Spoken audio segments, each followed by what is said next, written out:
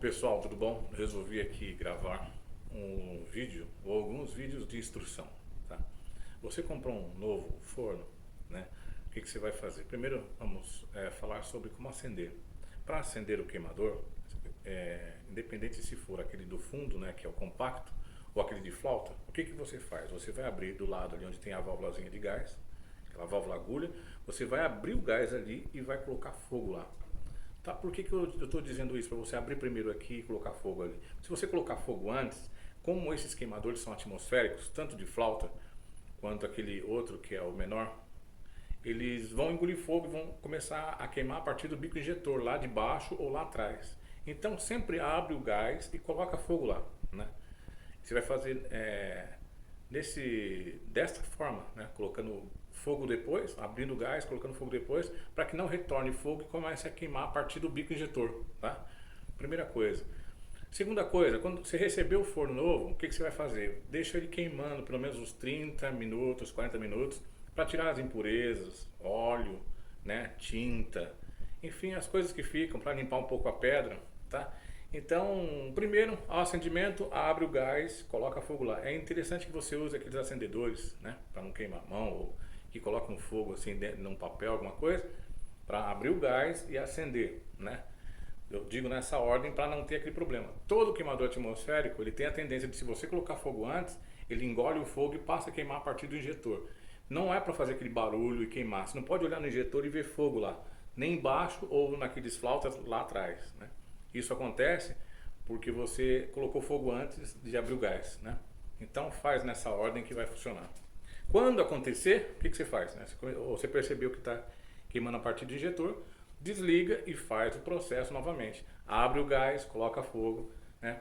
Funcionamento. Quando você está trabalhando em funcionamento, qual que é o ideal? O ideal é que a chama, quando você vai colocar a pizza, ela esteja de média para baixa. Normalmente média, né? Porque se você colocar com a chama alta, o que vai acontecer? Ele vai queimar a parte de cima da pizza, né?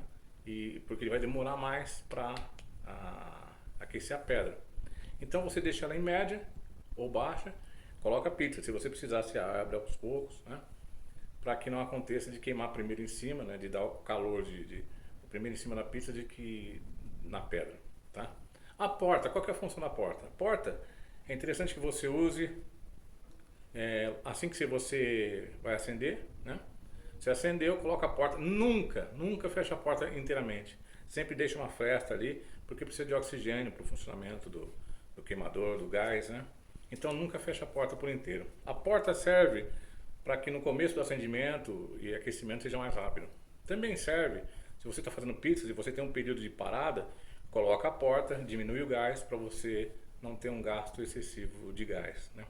Essas são dicas simples, óbvias até, mas é interessante a gente passar, porque às vezes as pessoas, né, têm dificuldade com essas coisas. Então eu vou deixar esse vídeo aqui nas minhas redes sociais para que você possa consultar. Qualquer dificuldade, você consulta o vídeo e vê como é que é o funcionamento, tá? Gás GLP, se você usa gás GLP, o P13, né, às vezes em tempos mais frios, o que vai acontecer, né? Se o consumo é muito, você usa muito tempo o forno, ele vai congelar, né?